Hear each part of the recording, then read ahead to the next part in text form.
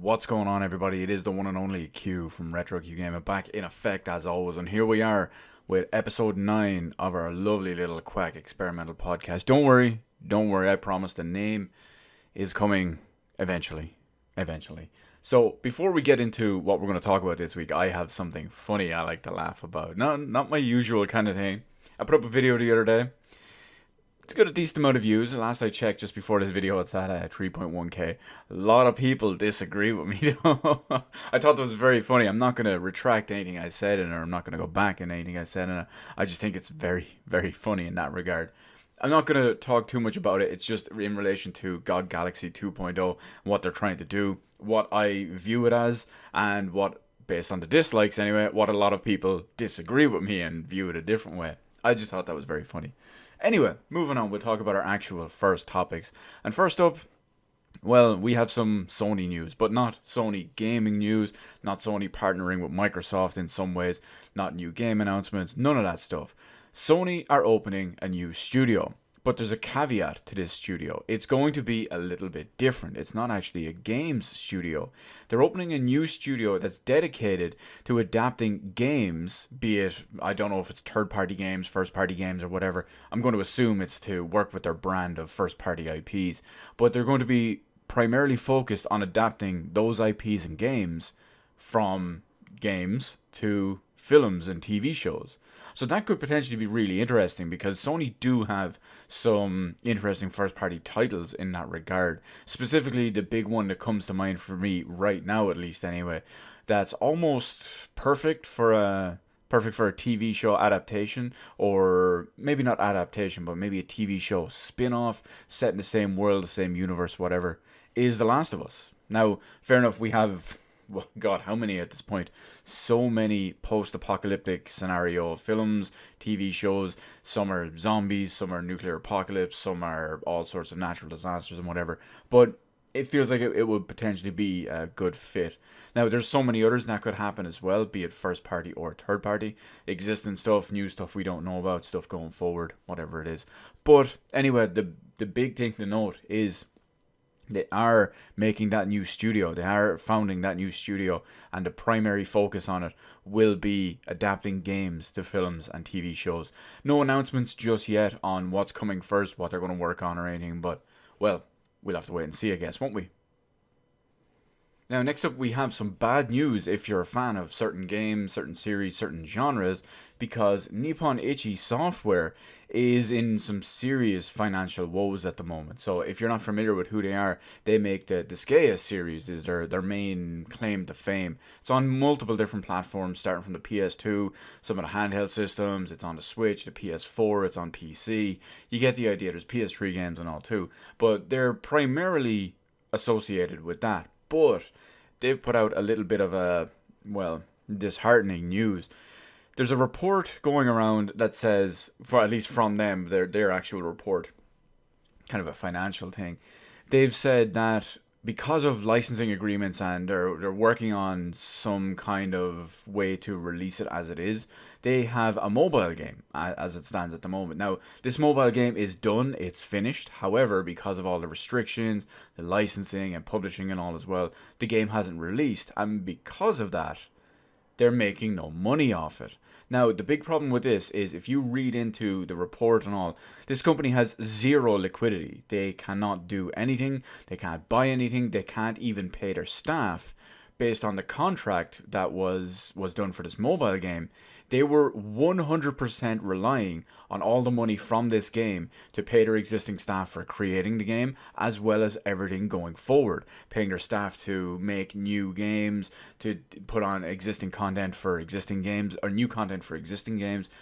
But the problem is, with the mobile game not being released, they have zero liquidity, and they have absolutely zero, flat zero income. And the problem with all that is they were kind of banking on that. So unless someone steps in fairly soon to buy these, a lot of people were saying, oh, Nintendo should buy these, Microsoft should buy these, Sony should buy these, whoever should buy these. Realistically, I don't think any of the three big companies will step in and buy these. You might have some of the third-party publishers they might step in and buy something. I don't know, you might have Square Enix step in and purchase them, or you might have Capcom or whatever it is come in and purchase them. But I don't think any of the big three will do it. And honestly, I don't even see any of the third-party publishers doing this. When you look at what Nippon Ichi have done over the last while, granted I'm a fan of most of the Disgaea series, I just don't see it happening. And that's a damn shame. That's an absolute crying shame in that regard. Hopefully they're okay. Hopefully someone does bail them out and something can be done. And, well, it would be a shame if no more of that stuff ever happened again anyway. But we'll have to wait and see. We don't know anything about it just yet. But it could be a sad, bad day. But moving along anyway, we have something that I really don't like talking about, but you guys just really push my buttons to do this. I want to ignore this group, this crew, this whatever it is, this fan base, for fuck's sake, is the only thing you can call it. But every time, I'm like Robert De Niro, every time I get out, they drag me back in. And it kills me just so much. I want to stop talking about it, but they always go and outdo themselves with something epically bad, epically stupid, and epically fail. Now, what am I talking about this time? We're back to the Nintendo fanbase. And not just the Nintendo fanbase, not the fans, well, it is the fans too, but not just the fans. I'm going to have a go with the Nintendo exclusive journalists in this one as well. Because, well, we all know games journalism is a joke. But when the fanboy journalists... Woo lad, give me a second, we'll get into it anyway. So, there's a lot of damage control going around at the moment for Resident Evil on the Switch. Specifically, or majoritively, I don't know. The majority of which is over Resident Evil 4. Okay, now that's only launching on the Switch just now because, well, late ports and whatnot. Now, everyone, when these were first announced as digital only in certain regions and whatnot too, but when these were announced, Resident Evil 4 is technically only digital, but the price was a big issue of contention for many people. Now, that's understandable. It's a €30 port compared to when it originally launched on other platforms with the remaster. It was cheaper. And now, of course, they're getting it late, worse, and full. Even not just full price, but even more expensive. Switch tax and whatnot. So, forget the price completely, because they're going into full damage control. This time, it's not the price, it's not the performance, it's not the visuals, it's time to cry over motion controls. Now, for those of you out there who don't know, Nintendo fanboys will always maintain to you and to everyone out there. Forget the whole thing about most modern ports and all that too, right? And the most expensive modern port and all. But they will always tell you that no matter what platform you play Resident Evil 4 on, it is inferior to the Wii version. This is completely untrue. The main reason people will say this is because the Wii version had motion controls for its aiming. Now, the Switch version, despite having gyrometer controls and all in the Joy-Cons, it doesn't have a proper bar. It does have an IR sensor as well, but it doesn't have a proper source bar, like the Wii motion bar. It doesn't have that. So, the Wii version had motion controls. Now, they will 100% adamant say that they were the best motion controls ever made. If you've ever played the Wii version of Resident Evil 4, when you look at the Wii and you look at all the different motion controls on the Wii, they were almost all exclusively trash. Like bottom of the barrel trash. Red Steel proved that. So many other games, Call of Duty games, The Conduit, Metroid, they proved that. Now, the Resident Evil 4 controls were not good. They were absolutely by no way, shape, or form good. But they were slightly less bad than everything else on the Wii. So they were slightly less bad, but because it's a win for them, they always went ham and they always said it was the best thing ever, this, that, and the other day. It was the future of motion controls, the absolute pinnacle of controls. It's just complete bullshit anyway. But because this Switch port is ported from the remaster based on the PS4, Xbox One, and new PC versions, it naturally doesn't have motion controls. They just ported the existing versions over. And everyone is crying about that. That's right. They're crying about an inferior piece of shit control system being absent from it. Now, The best thing about it is that the journalists, as they call them, are in full damage control for this. They are going with what they use for defending the Switch in general. They are now using specifically the motion controls. They're taking their whole, apparently being connected to a TV for a better experience is a bad thing. So they're taking their whole, being tied to a TV, it's so old and archaic. They're taking that, and now they're putting it on motion controls. And it's like, now you're forced to use a controller. It's so old and archaic. Are you fucking serious? Are you fucking serious? I'm not one to defend a controller. Don't get me wrong. You guys know it's mouse and keyboard all the way. I'm not one to defend a controller. But to say that motion controls are better than the GameCube controller, than the Xbox 360 controller, hell, they might be better than the PS3 controller. That DualShock 3 is one of the fucking worst controllers I've ever used. But to say they're better than the Wii U Pro controller, I couldn't say that without laughing. To say they're better than the Xbox One controller, the DualShock 4, I'm not even a great fan of the DualShock 4. Mouse and keyboard, you people are the worst. You make it so easy for me. I don't want to do it. Help me. Help you. Please. Now, they're just so bad now, right? I wasn't going to talk about this part I'm about to talk about here. I wasn't going to do this originally until those people went hard on these Resident Evil ports and damage control. And simply because of that, I'm going to rip into these 3 Resident Evil games. I wasn't going to do it. I had no intention or desire of talking about them in these next points in any way, shape, or form. But now I just have to. Now I want to rip into those people. I don't want to rip into the game. I don't want to rip into the Switch. I want to rip into those specific people. Let's do this. Resident Evil 4 on Nintendo Switch runs at 900p docked, not 1080p. It is running at a sub-native resolution for almost every high-definition TV in the current world because, well, it's a Nintendo Switch port. It is 600p in portable mode. That is right, it is lower than the base standard for high definition. It is officially a standard definition game in portable mode on the Nintendo Switch. That's right, it adds to the ever-growing list of non-high definition games on the Nintendo Switch. We all know it was based on a PS4 version. That makes perfect sense. It targets 60 FPS. Notice it is not a 60 FPS game. It targets 60 FPS because it mostly meets this, but major battle sequences can cause significant frame rate drops. Of course, if you've played Resident Evil 4 in any way, shape, or form, you know that's pretty much everywhere.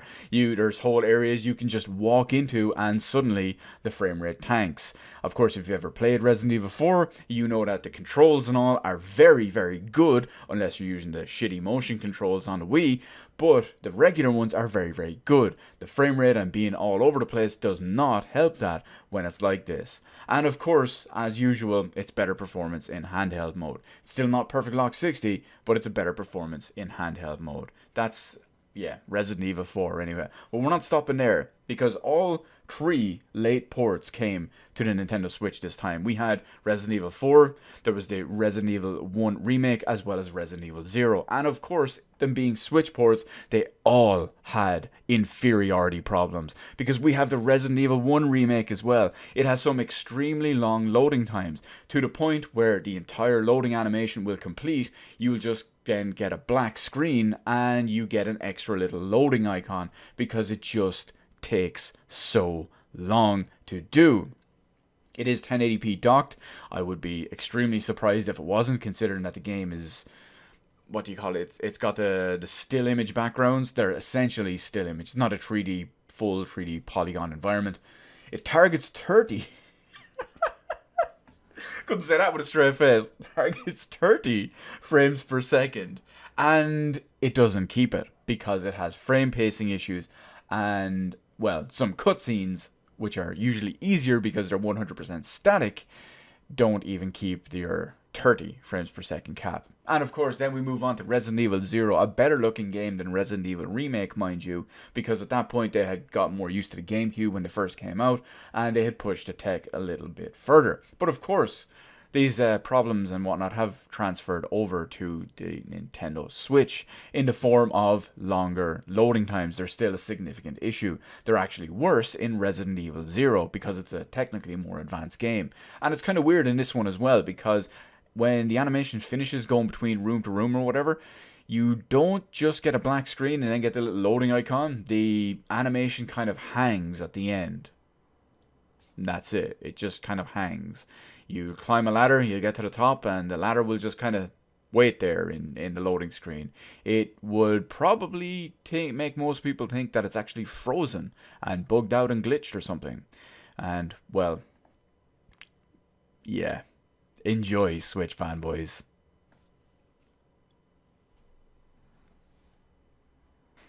Now, sticking with Nintendo for a minute, but moving away from the Switch, and hell, even moving away from the 3DS, we're going to look at their mobile market. Now, I'm sure many of you out there already know that Nintendo does have a couple of mobile games on iOS and on Android, and, well, some things are about to change depending on where you live. Now, some of the games they have out there on iOS and Android, we have Fire Emblem Heroes, and there's Animal Crossing Pocket Camp. Now, these are all sorts of usual mobile games as you'd expect. There are slight spin and references to their main series games, but there's optional microtransactions and stuff inside them. Now, if you're not aware, there's obviously a lot of a lot of countries out there at the moment that are trying to fight and combat loot boxes. Some governments will complete flat out ban them. Some have made changes to how loot boxes have to be handled, such as, I believe it's in Belgium as well, where if you're going to buy a loot box where you can't see what's in it, they now have to display what's in it before you buy it. So, it eliminates the randomness side of it as well, to transparency basically, which is consumer friendly. Absolutely, I agree. And Nintendo and these new games, these mobile games, actually have microtransactions. But because of the anti-gambling and what we call loot box law in Belgium, which has seen games like FIFA Ultimate Team no longer sell their cards and all, and their packs, as well as other games like 2K and whatnot. Overwatch, like I said, has to do some of that stuff. You have, I believe it's Counter-Strike and all, Rocket League, all blah, blah, blah, yada, yada, yada. But now, Nintendo is actually pulling these games from the Belgian stores, and the service will be revoked. Now, the games will continue playing to another that I could find unspecified date later this year, when they would completely stop functioning. You can still play them right now as it stands, and if you have any, I don't know, coins, currency, whatever they use in the games, you can still play them, you can still use those. Obviously you can't buy more, but the games, once they're removed, they can no longer be played at all, unless you really, really love Fire Emblem Heroes and you want to use a VPN to a different country to play a mobile game. But I don't know, that's kind of weird. But on top of that, all future mobile games with this type of system, if they have microtransactions or whatever, which, let's face it, is basically all of them, they might rework some of them that they can still get it in there, but all of the games that work or that will work in the future with this type of system will not be released in Belgium. Now, if you look at the specifics about this, with what you can buy in Fire Emblem Heroes and Animal Crossing and all, it's not 100% clear if it is affected by the loot box laws, but I think they're just erring on the side of caution, or maybe it is completely, covered by it, but we just don't 100% see that. Maybe it's because of the language or wording or the legal side of it. We don't know, but I just think it's interesting that such a big thing like this, with all the other companies as well, and now Nintendo, Belgium is, I mean, you could argue that it's going against Belgian gamers and all, but I think this is saving them. This is doing them a lot of justice, as you will, or as you do. Now, you might disagree with that, but that's the way I see it. It's still, even though they don't really they shouldn't need protection, because, well, some people are adults and can handle their own urges and take care of themselves, it gets into a slippery slope after that. Do we need protections? But again, I'm looking at it more so from, we all know these companies are out to fuck us and out to prey on these people. So you can look at whatever way you want on that one, but it's kind of the way I see it. And it's interesting to see that they're not even going to release future games with these systems in there. And the fact that they're just completely getting rid of the service after this is all pulled. Like, they're not just removing the loot boxes, they're completely discontinuing the game in those countries. So it really goes to show that if they can't make money on it, they're just not going to do it. And everyone's always praising Nintendo. It's like, oh, they do that anyway. It's like, clearly they won't. Now, this next little one is only going to take us a quick second. It's just worth a brief mention is all. I mentioned previously in a separate dedicated video that Final Fantasy XI, the almost 20-year-old MMO at this point, has kind of teased or hinted that they want to blow everyone away and completely surprise everyone in 3 years when the 20th anniversary rolls around. Now, of course, that's led to many, many types of speculation about what it actually will happen, what will be, what will happen, what won't happen, what could happen, what we want to happen, etc. But it kind of dawned on me. I've already, so much predicted, thrown out some stuff there too, hoped and dreamed and whatnot, but most of it probably won't happen.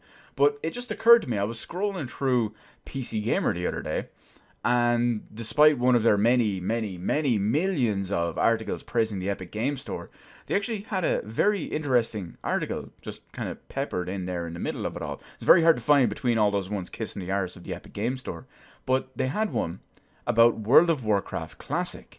Now, World of Warcraft, I've never played it, but World of Warcraft are bringing up an old school, I think it's like 1.0 era server, or original base game server or something.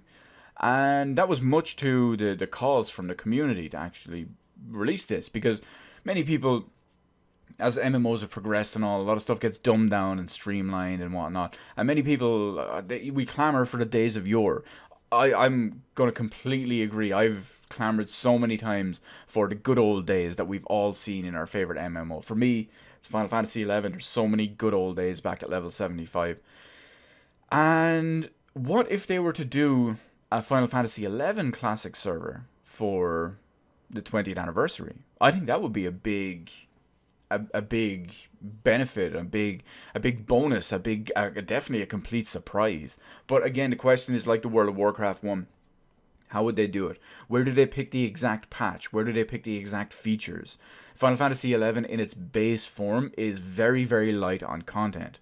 A lot of people say it didn't really open until maybe the second expansion pack. First one, sure, Zillard had added a couple more quests and Sky and whatnot, but it really, really hit its stride and its popularity with its second expansion pack. Would they start there? Would they eventually launch them maybe once a year, once every 2 years? What's the deal? I don't know. We'll have to wait and see. But I just think it's another possibility. And I don't know. Would it get me? Maybe. I don't know. I was currently playing it the other day for a few days during the free login campaign. So many feels. So many feels. We'll see. We'll see. But back to some less wholesome and less positive news, because, well, that's how this world works, isn't it?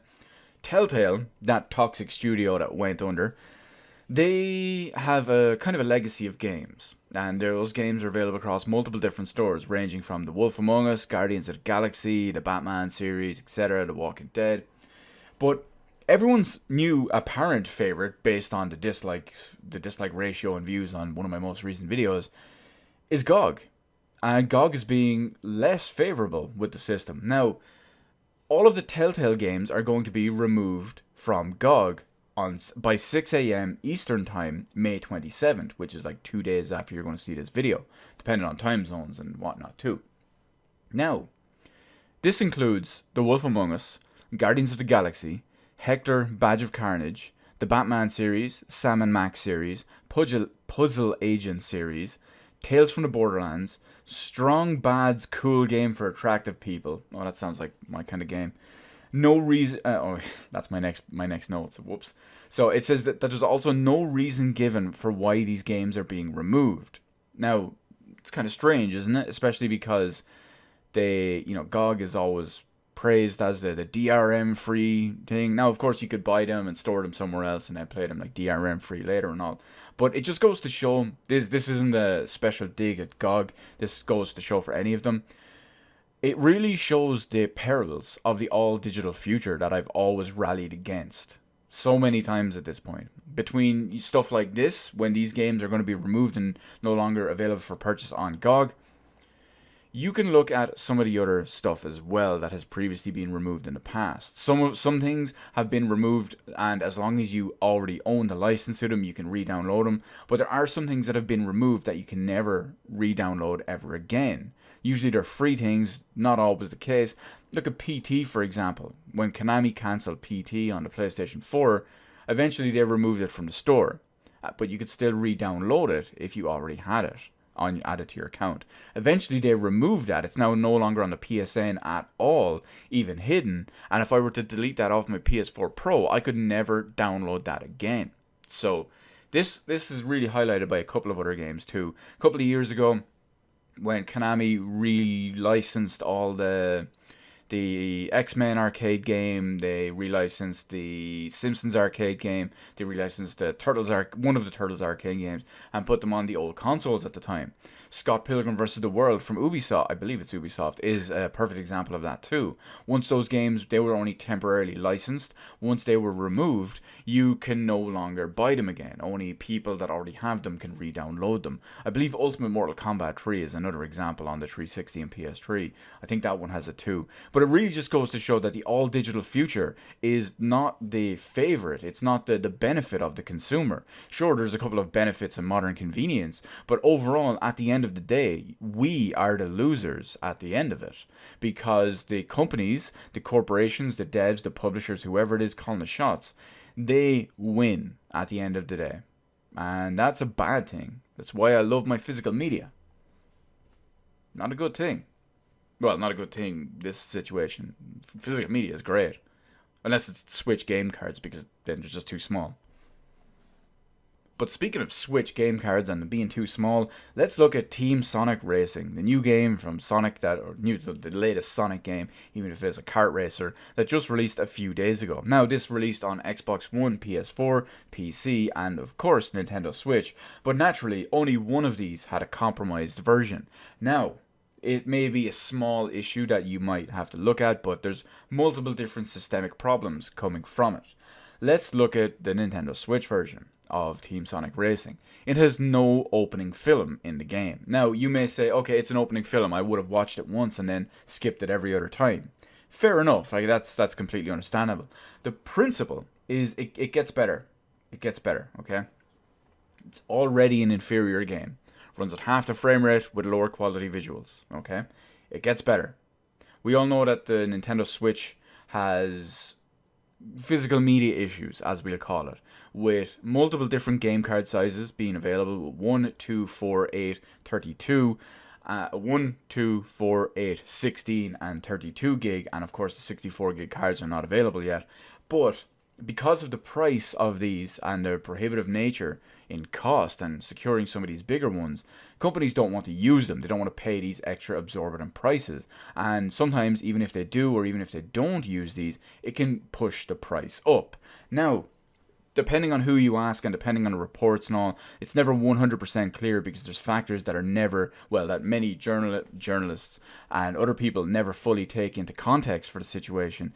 Is roughly, it's estimated that an 8GB card is roughly the same size as, or the same price to a developer as a Blu-ray. Now, there are caveats with this, because it varies on report to report, because a lot of the context left out is the order volume, the discounts applied, etc. A lot of that is always left out. Now, regardless of all of that, if they were to use a 1, 2, 4, 8GB card, let's assume it's the price of a Blu-ray or less. Now, the problem with that is that Sega have said that this movie was omitted, this video file was omitted because of space limitations on the card.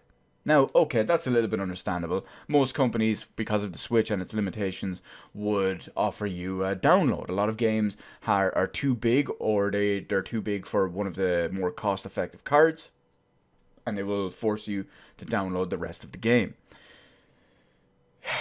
It's not the case here. Sega have no plans to patch this in. Now, again, but Q, it's only an opening film. I would have watched it once and then skipped it every single time. It's the principle here. It's the principle. Doom had no snap map. Team Sonic Racing has no opening film. Where does it stop? Snap map is actual content. It's playable content. Or, well, it would be if it was on the Switch version. But you see what I mean?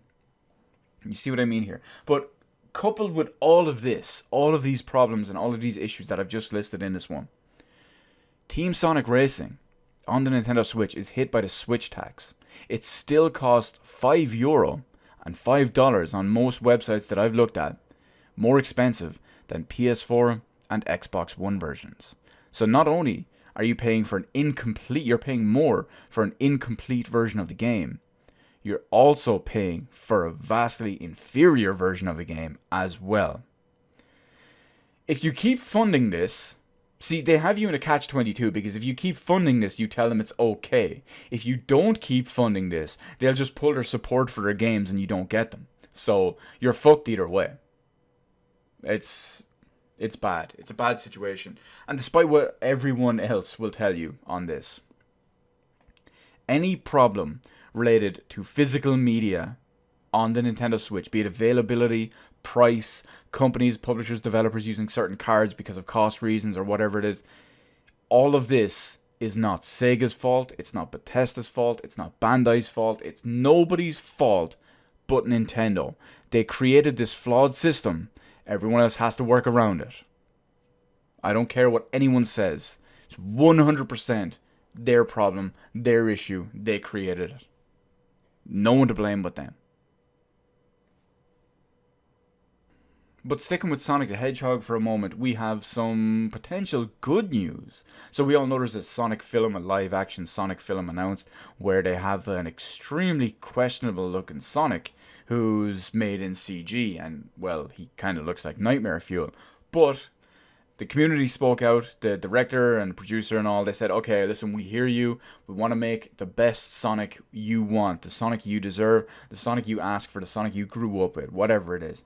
So, they announced that they were going to go back to the drawing board, and that they were going to redo Sonic for all of those segments, for the film, for all of that. Now, it's since been officially announced that the film has been delayed by about 6 months or so, and this new Sonic film will now release on the 14th of February 2020. So it's roughly a 6-month delay. Now, they say it's to make Sonic just right, which perfectly makes sense because of the redesign and the fact that they have to once they redesign him, they have to reanimate him, they have to re-render all the scenes. They might even have to, well, they probably won't have to tweak any of the acting, but they will have to redo and re-render, redesign everything. And that stuff takes time. In a high budget situation like that, that stuff takes time. But in my opinion, it's good that they're doing it, because the fans, the people who will want to spend the money to see this film, well, they won't see the film if Sonic looked like it used to.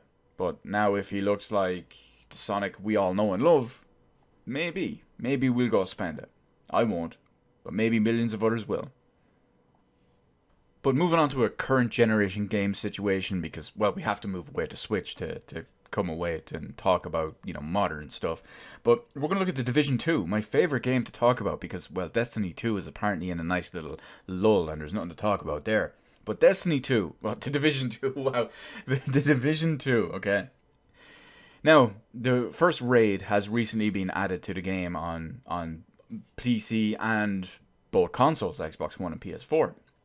Now, as it stood before, I talked about this before, last week I believe it was, there was the whole situation where only PC players had done it. It took them 5 hours after it was first released, and then they eventually got their time down to speedrun it in about 30 minutes. At that time, no one, at the time I talked about it at least anyway, no one on console, PS4 or Xbox One had completed the game, or had completed the raid, because it was just too difficult with the terrible unresponsive controls, the imprecise controls, and the absolutely awful mid-20s frame rate. It was just impossible to do. They couldn't do it. Now, people stuck with it, busted out some USB mouse adapters and whatnot, and they finally managed to do it on consoles. As it stands at the moment, well, at the time I read all this, there were 7,000 PC users. This was from Ubisoft themselves. 7,000 PC users had completed the raid, but only 200 console users had completed the raid across both consoles. Many people out there were clamoring on Ubisoft and they were calling on them to reduce the difficulty. If you're not aware, the difficulty is exactly the same. The raid is balanced perfectly the same way on both consoles and PC. It's strictly down to the input method, controller versus mouse and keyboard, as well as the awful performance of the consoles, less than 30 FPS being all over the place. So that was where it all naturally stemmed from. Now, Ubisoft have come out and debunked this rumor. They had said, we've seen there's rumors that they're going around that we're going to adjust the difficulty of the raid. We have no plans to adjust the difficulty of the raid. Oh, that makes me so happy, because even Ubisoft are going to let it highlight that the raid balance is fine. The specific balance, the metrics are fine. But the hardware and the controller, the input method, are just so shit that it's nigh impossible to do. Almost impossible to do. Reminder, the Xbox One X, the most powerful console in the world, which runs the game at lower than lowest quality settings, has an FPS frame rate in the 20s. So imagine trying to do that. Imagine trying to aim in a raid, a high tension, very small window for margin of error. Imagine trying to do all that, line up all those frame rates, line up all those aiming during those frame rates with imprecise controls, and, well, it says it all, doesn't it? And real quick, we'll end on this last one, or end all the full news before we move on to the usual little ending segment. The Heavy Rain demo has gone live. Quantic Dream's first return to PC after so many years, with their last release on here being Fahrenheit Remastered, or, well, original Fahrenheit, I guess, technically. Well, Fahrenheit Remastered. You know what I mean? That game, it's just been so long. But anyway, we all know that Beyond Two Souls, Heavy Rain, and Detroit Become Human are coming to PC. They're all going to have demos as well to test your performance and try it out if you like the game and whatever. But the demo for Heavy Rain has gone live. There were originally a little bit of an issue on the Epic Game Store because, well, it's a shit store, so why wouldn't they have problems? But originally you could try it, you could download the demo, but it wouldn't launch, you couldn't install it, or you could add it to your library and you couldn't download it. It would depend, different people were having different issues at the time. I know when I added it, it was not available for me to download afterwards, because, well, you know, why wouldn't it be? But eventually that all did get fixed. The most important thing is that they did update a little bit about it when it comes to the demo. The demo, like the full game, features stunning graphics in native 4K resolution, 60 frames per second, booyah, and widescreen compatibility. For that last one, I'm going to assume they mean ultra widescreen compatibility, because even on the PS3, when it was 720p, or even on the PS4, when it was 1080p, that's technically widescreen. That's 16:9 widescreen. So I'm assuming they mean like ultra widescreen because it's PC. But the most important thing there is native resolution as high as 4K, as well as 60 frames per second. I'm looking forward to playing it because I haven't got a chance to yet. It is Saturday when I'm recording this, because I have a lot to do on Sunday that I won't get a chance to do. I'm going to stream it later. But, well, by the time you see this, I will have streamed it yesterday. But with you'll find out now in a second why I have a lot to do on Sunday, so it's why I have to do this tonight. But anyway, it's going to be fun. I hope it looks good. I hope it plays well. I hope it performs well. That's why I was really happy about the demo. And we'll see. I'm looking forward to it. I will be trying out the demo for Beyond Two Souls. I will also be trying out the demo for Detroit Become Human. I will get the games through, the full versions of the games through whatever means I deem necessary, hint hint, until they come to Steam a year from now or a year after their launch, and then I will support the developer that way. But anyway, we'll see how Heavy Rain goes later tonight. So that's it for our main usual little topics and our main little segments. I do want to end up with my usual little outro version, and that is, what am I doing, what am I playing, what am I watching, what am I playing, as I call it here. So my Borderlands 2 co-op run with the homies is still going strong.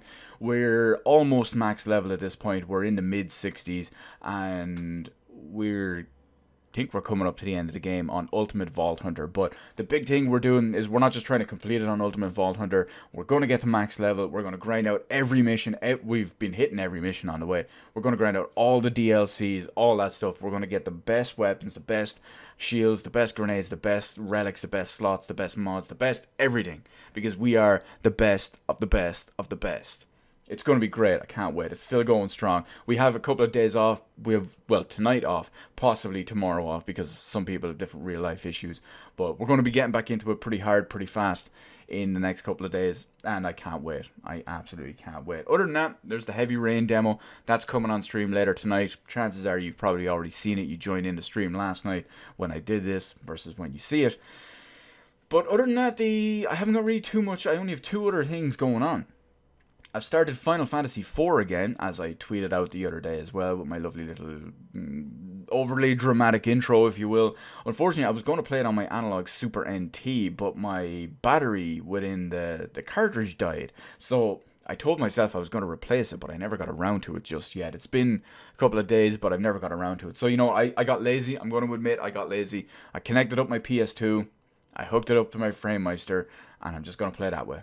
I know it's not the best version of the game to play the PS1 version, but it's just easier. I'm lazy sometimes. It is what it is. But last up, I'm going to kind of mix it up and change everyone's perception here. Me, on Sunday, the 26th of the 5th, 2019, I am going to make my triumphant return to consistently watching wrestling. Now, I know someone's going to tell me, oh yeah, watch Raw, watch SmackDown, pay-per-view, Money in the Bank. No. I've been out of watching wrestling seriously and consistently since about 2001. I stopped watching wrestling back in the Invasion angle.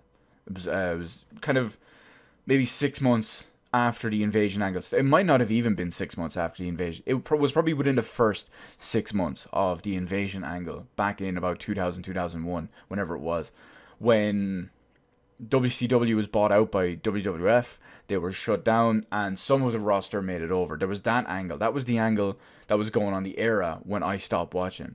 Now, randomly, over the years, maybe I'd watch a clip here or there or something. In fact, a few years ago, what I did, I think it was maybe 2017, or maybe even 2016, what I did was, I want to say it was probably 2016 actually.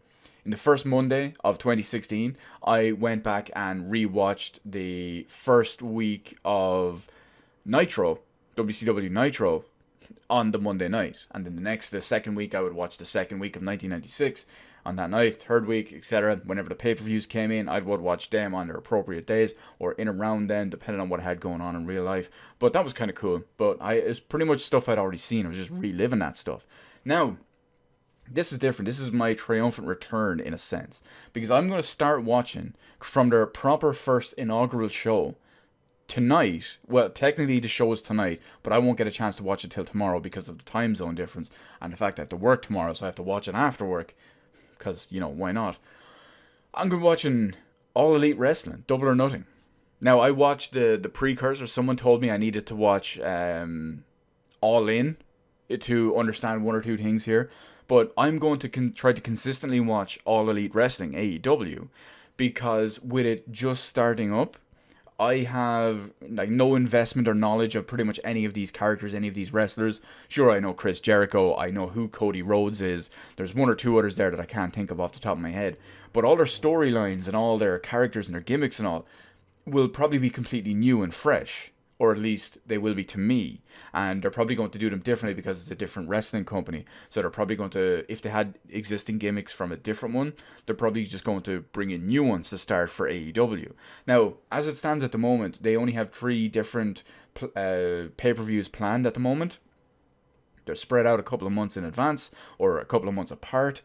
And eventually, later this year, they will be having a televised weekly TV show. Kind of think of like Raw, SmackDown, Nitro, Thunder, whatever it is.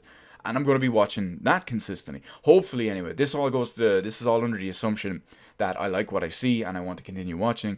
But I think it's going to be good. It's going to bring me back. I'm kind of reinvigorated lately with it. Part of me has always wanted to go back, but every time I maybe glanced at WWE and I saw where it was at the moment, I just didn't want anything to do with it. Hopefully this is a little bit different and hopefully this keeps me going. But we'll have to wait and see. I know I'll be talking about what I thought about the actual Double or Nothing pay-per-view next week on episode 10. But until then, we'll have to wait and see. Anyway, as always, I want to thank everyone for joining me for episode 9 of our lovely little Quack Experimental Podcast. Until then, until next time, whatever it is, whenever it is, be it stream, video, different podcast, anything, feel free to hit the appropriate button to let me know how I did on the video. While you're at it, maybe slide into a DM. Twitter is open in the comments section below as well. If you found any kind of interesting topics you think I might want to talk about, can't promise that I would, but I definitely will take a look at them. Anyway, let me know in the comment section. Feel free to dying, almost made it through. Feel free to hit the subscribe button, maybe even ring the little notification bell so you get that nice little notification when the next week's one comes up. But until then, I want to thank everyone for stopping by, and remember, winners don't play switchboards.